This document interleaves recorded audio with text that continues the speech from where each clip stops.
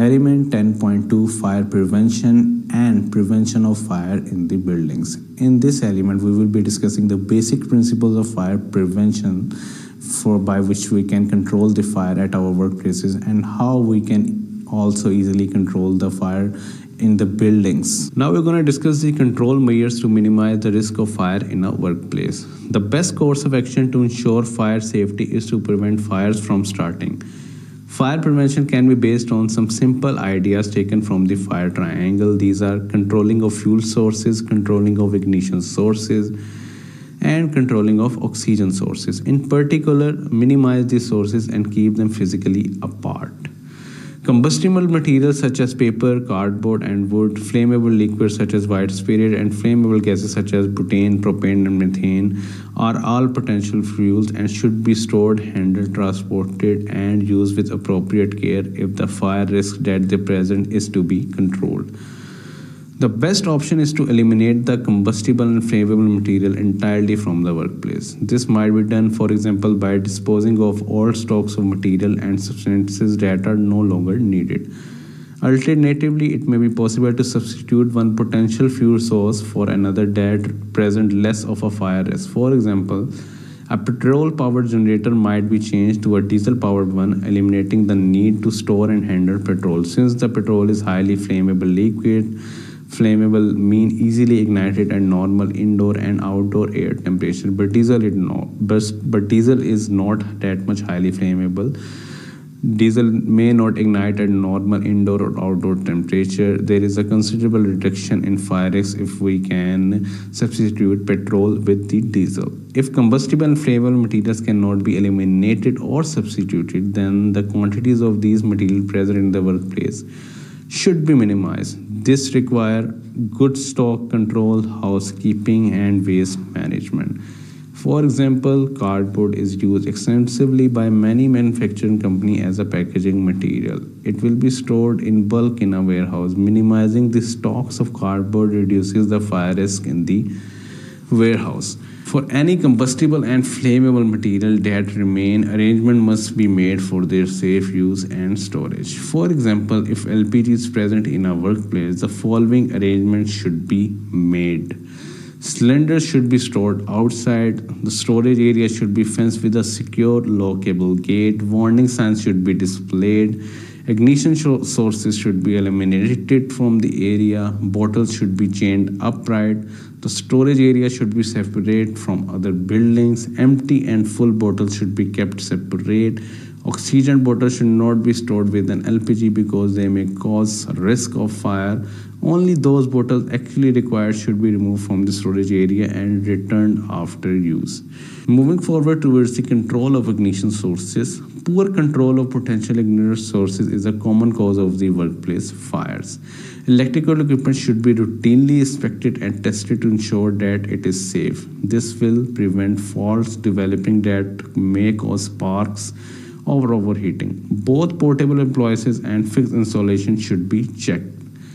Hot work should be controlled with a permit to work system unless it is being carried out in a purpose-built area such as welding bay in a workshop. Smoking should be controlled in the workplace. It is illegal to smoke in virtually all indoor workplaces. However, smoking outdoor is not illegal, so attention must be given to the prohibition of smoking in areas where fire risk exists. For example, in the vicinity of a LPG storage compound. Safe disposal of smoking material in the designated outdoor smoking areas. Cooking and heating appliances should be used carefully and their use closely supervised. In particular, they should not be left unattended.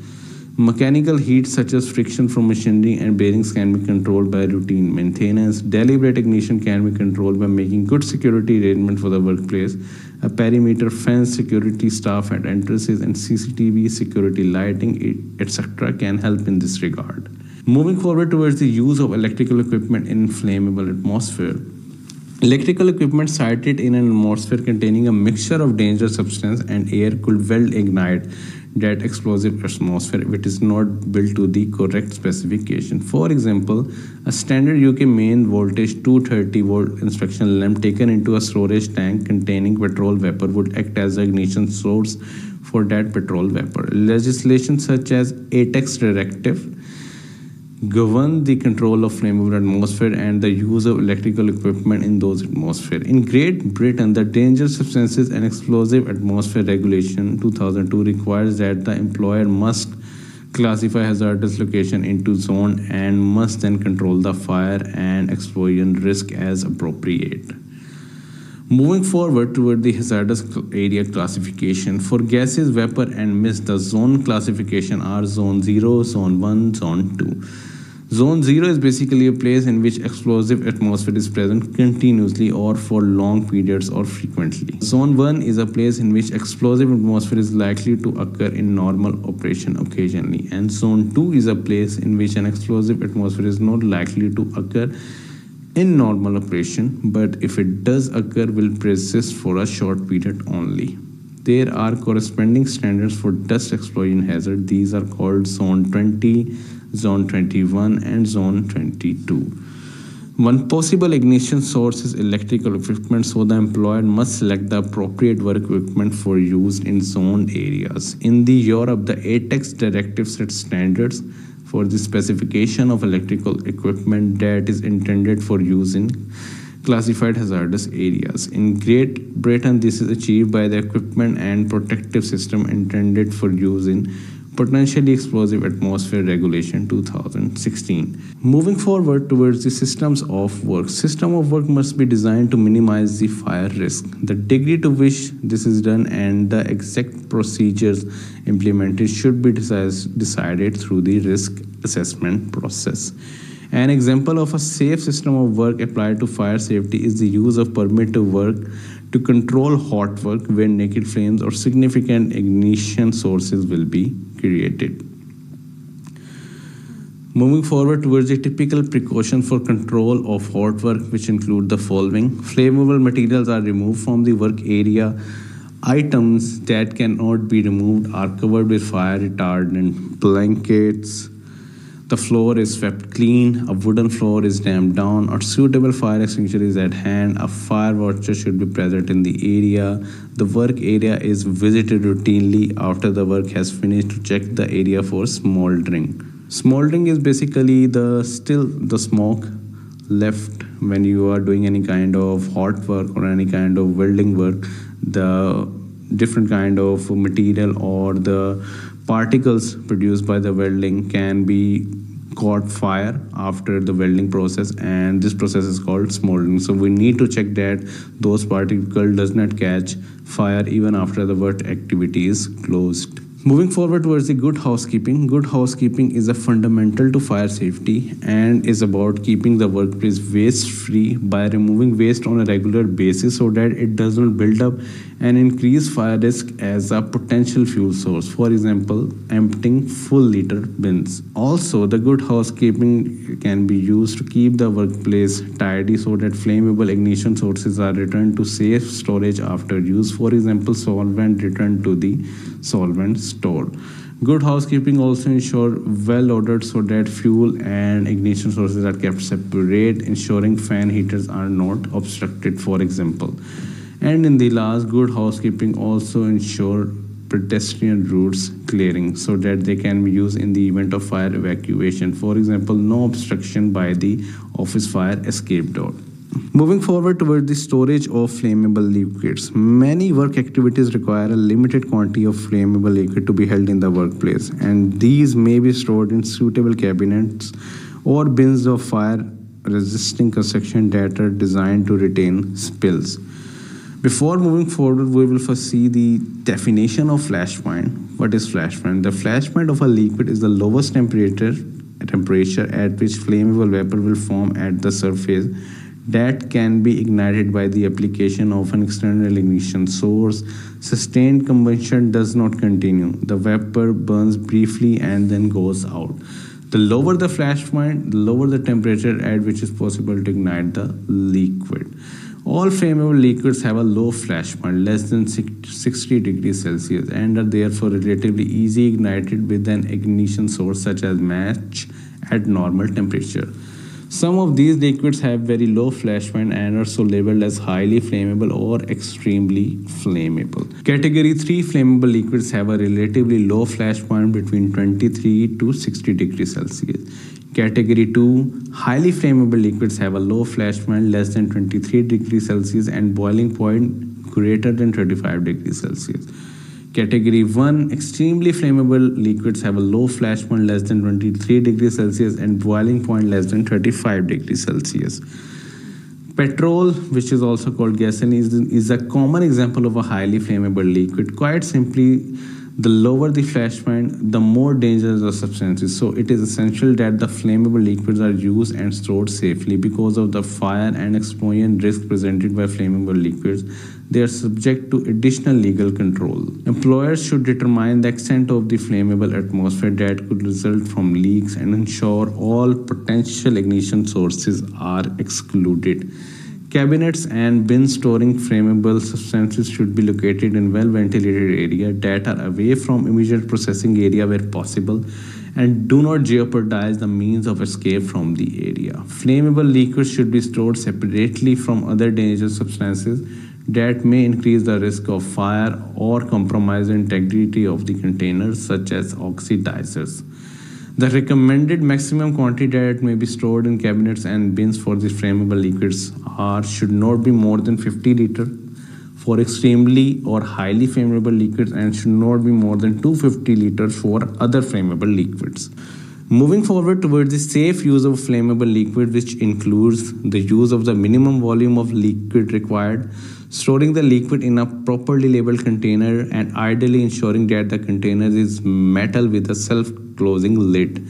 Using a metal tray to catch spills and have absorbent material available, using it away from heat and ignition source, ensuring that workplace is well ventilated, and ensuring that the containers are returned to their safe storage after use. Safe storage of small volumes of extremely or highly flammable liquids in workroom includes storing minimum volumes only, using closed containers, storing in a purpose-built flammable cabinets. A flammable cabinet should be fire resistant and it should be made up of metal, have lockable doors and fire resistant hinges, and fastening should be clearly signed and have a built-in catch tray, and should be stored away from potential ignition sources. Safe storage of larger volumes of flammable liquid involves storing flammable liquid in a purpose-built single-story flammable store with segregated storage if necessary. The store being built on non-combustible material. The store having a lightweight roof for explosion relief. Ideally, the store being built outdoors away from other buildings or having firewall protection. The store being suitably fenced in a secure area. All electrical system being intrinsically safe. All other ignition sources should be eliminated. The store being well ventilated, high and low levels. All the access doors being lockable with the sill to contain spillages, and should have adequate firefighting equipment and also having suitable fire safety signs which is to be displayed. Ensuring making regular checks for security, secure and safe storage and leaks of liquid, for example. Having clear, safe access for the fire service together with adequate means of escape. Moving forward towards the structural measures for preventing the spread of fire and smoke. Compartmentation. This is obviously not a desirable scenario. If fire prevention does not work and a fire does start in building, then it should be contained and prevented from spreading. This can be done by designing the building so that it is divided up into separate compartments, each surrounded by fire-resistant material that can resist the spread of smoke and flames. This compartmentation is done at the initial design and build stage, but may also need to be done if a building is changed and modified. Local building regulations play a significant part in applying high standards of compartmentation to workplace. This is why it is necessary to obtain building regulation approval for new building and some alteration to existing premises. If the multi-story building in our scenario is compartmentized, when the fire starts on the ground floor, it will be contained in one part of the building. This will give time for the fire to be detected, the alarm raised, and the building evacuated. Containment may result in the fire dying down or even going out as a result of oxygen starvation. If this does not happen, then the fire will eventually break through the containment, but this will take time. Constructing walls, floors, and ceiling out of fire resistant material, ensuring that the building is broken up into appropriate compartments, is only fully effective if any openings in the compartment walls are sealed. Since people have to move through building, door must be fitted to openings. These doors must be built to withstand the spread of smoke and flames. Such doors are known as fire resisting door and also called fire doors. Typical characteristics of fire doors include being rated to withstand fire for a minimum period of time, for example 30 minutes, and they should be fitted with a self-closing device, an intermittent strip, and a cold smoke seal, and a vision panel of fire resistant glass. They should be clearly labeled as fire door, keep shut. Moving forward, here we need to understand the definition of intermittent strip and cold smoke seal. Intermittent strip is basically built into the edge of a fire door that expands when it got heated at the temperature greater than 200 degrees Celsius, sealing the gap between the door and the door frame. Cold smoke seal is a plastic or foam strip that seals the gap between the door and frame at all times to prevent the spread of fire. Note that these are typical characteristics of fire door and the actual specification will vary according to need. Higher specification fire doors may be needed to contain fire with compartments that contain greater fire risks, for example, flammable storeroom. And they may also be needed to keep fire out of compartments that contain fire-sensitive content, for example, an IT server room. Most fire doors are fitted with self-closing device that pulls the door shut once a person has walked through it. Some fire doors are fitted with electromagnetic opener that keep the fire door open at all times. If the fire alarm activates or the electric supply to the opener is interrupted, then the door is released and closes. This type of door is common in corridors with heavy pedestrian traffic, where a normal fire door would be an obstruction. Moving forward towards the properties of common building materials, fire affect different building material in different ways. The use of building material therefore has to be tightly controlled to ensure that appropriate materials are used in a structure. For example, fire compartment must be robust enough to withstand the spread of fire for their design time, and structural elements in a building should not fail quickly when they are heated in a fire. Again, building regulations contain many requirements that relate directly to this fire safety issue. Concrete is usually very resistant to fire and does not collapse catastrophically. It may fall throw off small chunks. Steel is severely affected by high temperature. Expansion may occur, pushing structural elements apart. Steel may also twist and warp. It can lead to sudden catastrophic building collapse. Brick is usually very resistant to fire.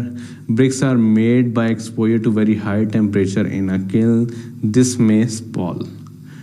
Timber. Thin timber such as floorboards will burn, but thick timber such as structural beam may not be fully burned in a building fire. A layer of the outside of the timber will char and protect the inner core. Thick timber is unlikely to fail suddenly, but will do so slowly.